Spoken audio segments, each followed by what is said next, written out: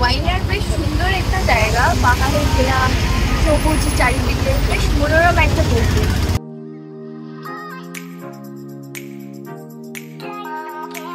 Finally 45 minute লাগলো এই কেভের মুখে আসতে। বহুত খারাপ রাস্তা, বহুত, মানে উঠতে গিয়ে আমাদেরই জান খারাপ হয়ে গেছে।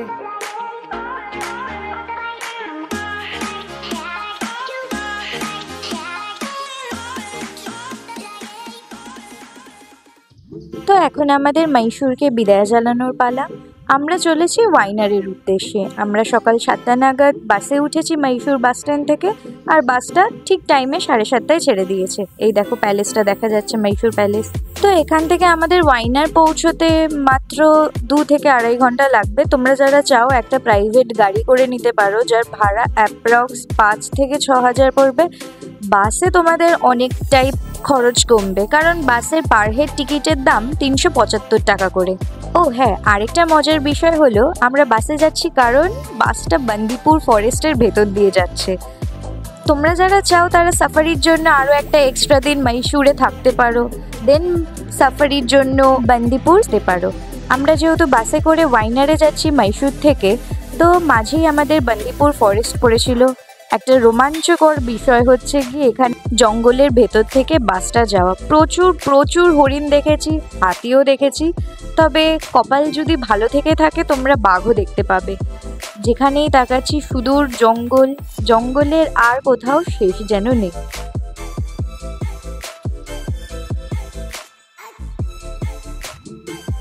আরেকটা বিষয় হলো ওয়াইনারে 2টি মেন বাস স্ট্যান্ড রয়েছে। একটি হলো সুলতান ব্যাটারি আর একটি হলো কালাপেট্টা। তোমরা অবশ্যই কালাপেট্টার জন্যই বাসে উঠবে এবং সেখানেই নামবে, কারণ সেখান থেকে সমস্ত ওয়াইনারের ট্যুরিস্ট স্পটগুলো ভিজিট করার সুবিধের হয়ে থাকে। তোমাদের সাথে গল্প করতে করতে আমরা যথারীতি ওয়াইনার পৌঁছে গিয়েছি। ওয়াইনারে এসে আমরা এই গ্রিন মাউন্টেন নামক হোমস্টেটাতে উঠেছি। তোমরা যারা চাও তারা পজ করে ভিডিওটাতে দেখে নিতে পারো, ওখানে কন্ট্যাক্ট ডিটেলসও রয়েছে। খুবই সুন্দর একটা হোমস্টে, পুরো যেন জঙ্গলে ঘেরা চারিদিকে, অসাধারণ। চলো ভেতরটা ঘুরে দেখানো যাক। তোমরা যারা চাও এখানেই একটা ক্যান্টিন মতো রয়েছে, এখানেই তোমরা খাওয়ার অর্ডার দিয়ে খেতে পারো। ওরা রুম সার্ভিসও দিয়ে থাকে, রুমে তোমাদের খাবার পৌঁছে দেবে। চলো ওপরে ওঠা যাক, আমাদের 2তলায় রুম দিয়েছে। তো চলো ভেতরে গিয়ে একটা ছোট্ট করে রুম ট্যুরও তোমাদের দিয়ে দিই।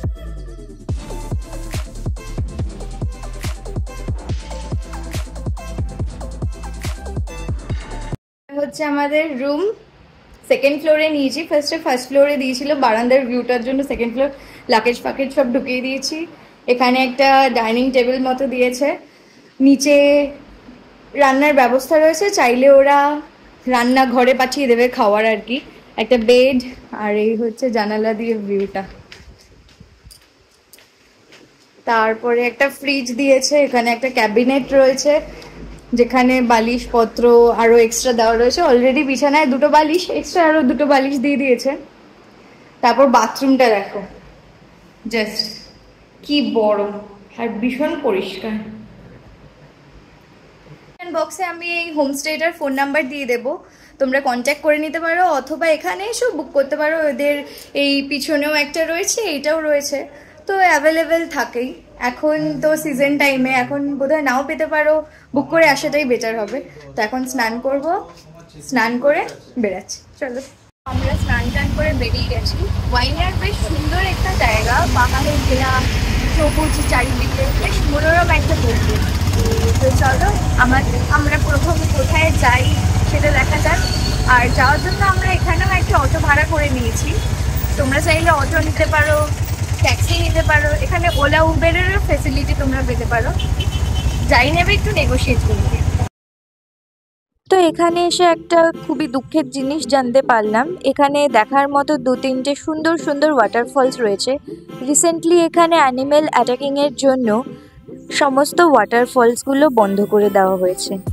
তো এরপর যদি তোমরা কেউ এসে থাকো ততদিনে হয়তো খুলে যাবে, তো একটু খোঁজ খবর নিয়ে এসো। বাকি যে টুরিস্ট স্পটগুলো রয়েছে চলো ঘুরে ঘুরে দেখানো যাক।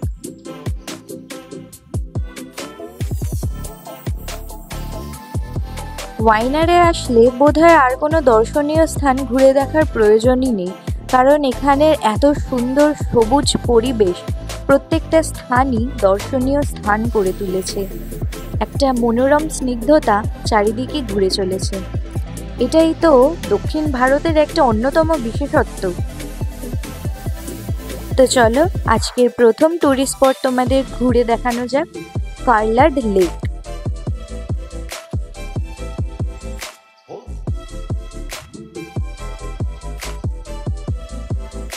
এই লেকে তোমরা চাইলে বোটিংও করতে পারো, অথবা এখানে জিপ লাইনিংও রয়েছে, তোমরা চাইলে সেটারও আনন্দ উপভোগ করতে পারো।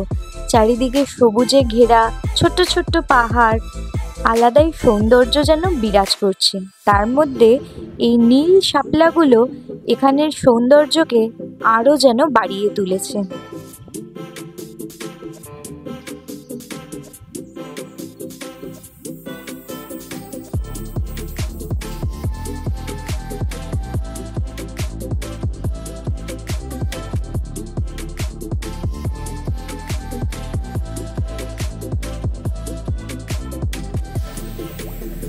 এর পরবর্তী গন্তব্যস্থল হলো বানাসুরা সাগর ড্যাম। এখানে আমাদের অটো গেট অবধি ছেড়ে দিয়েছিল।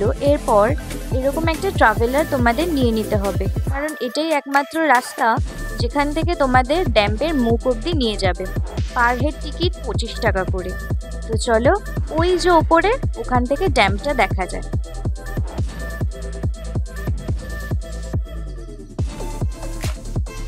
এই হচ্ছে ওপর থেকে পুরো ড্যামের ভিউ। এখানে বাস তোমাদের মিনিট 20 মতো সময় দেবে। তার মধ্যে যে যার ছবি তোলা, ভিডিও করা সমস্ত করতে পারো।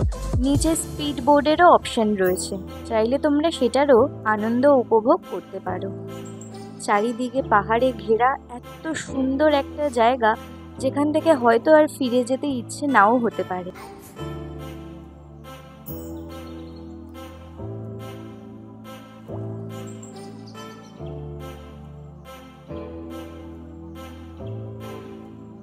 তো আজকে আর এখানে দেখার মতো কিছুই ছিল না বলতে আগেই তোমাদের জানিয়েছি 2-3টে সুন্দর ওয়াটারফলস ছিল, যেটা অ্যানিম্যাল অ্যাটাকের কারণে কিছু সময়ের জন্য বন্ধ করে রাখা হয়েছে।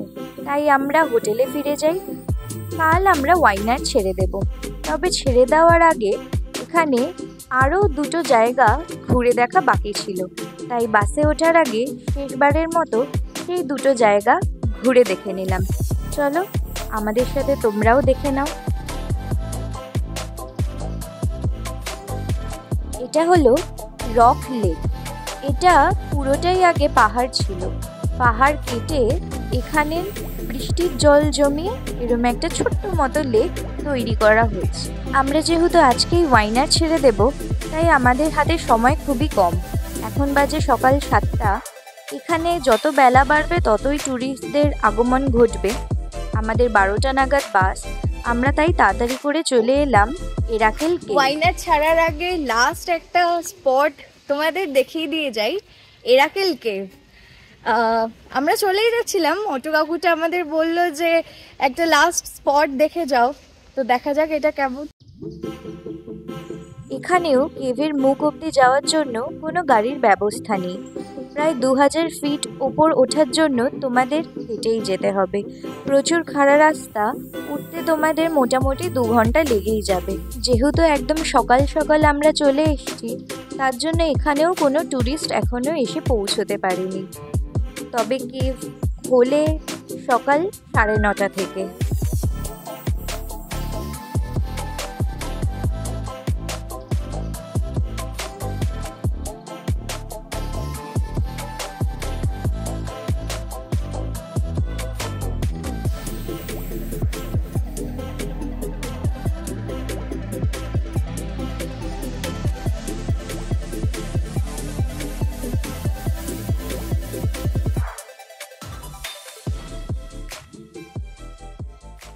তো ফাইনালি 45 মিনিট লাগলো এই কেভের মুখে আসতে। বহুত খারাপ রাস্তা, বহুত, মানে উঠতে গিয়ে আমাদেরই জান খারাপ হয়ে গেছে। তো সাজেস্ট করব যদি কোনো বয়স্ক লোক থাকে তাহলে প্লিজ এসো না, প্রচণ্ড খারাপ রাস্তা। এই অবধি এসে যদি কেউ ভেবে থাকে কেভে আমরা চলে এসেছি, তবে এটা ভাবাটাও ভুল কথা। কারণ এটা যেন সবে শুরু। এরপরে সিঁড়ি ভেঙে ওপরে উঠতে আরও তোমাদের 1 ঘন্টা লাগবে। তবে ওখানে একটু বিশ্রাম নিয়ে ওঠাটাই ভালো হবে।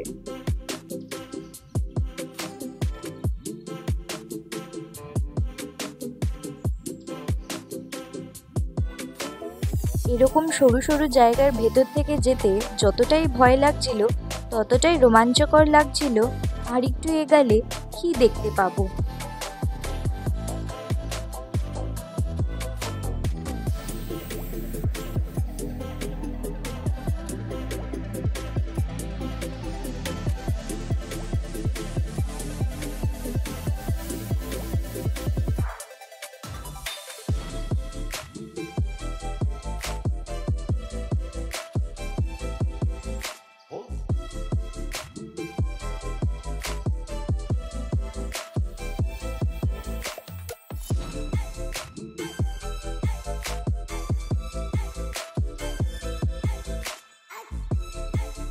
এটা হলো এতটা উপরে ওঠার পরে সফলতা। দেখে মনে হচ্ছে পুরো ওয়াইনারটা যেন সবুজ গালিচায় মোড়া। একটা স্টেপ ওঠার পর মনে হচ্ছিল যে এটাই শেষ, এই ভিউটা দেখো। তারপর মনে হলো যে এটাই বোধহয় পিক ভিউ অ্যান্ড এটাই শেষ। কিন্তু ওপরে উঠে আসার পর মনে হলো বা দেখে জানতে পারলাম যে এটা শেষ নয়, এখনো আমাদের এই যে পিছনে এটা ক্রস করতে হবে।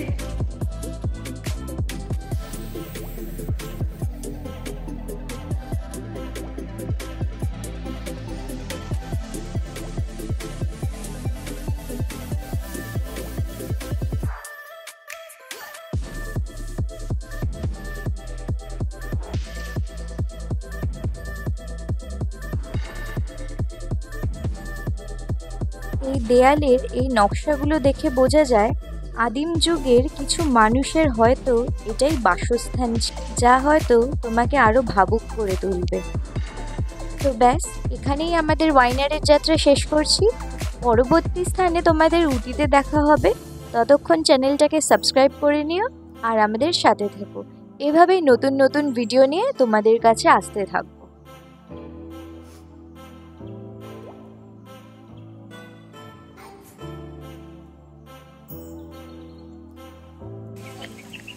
বৃষ্টি আর মেঘ, পুরো কিচ্ছু দেখা যাচ্ছে না, কিচ্ছু না।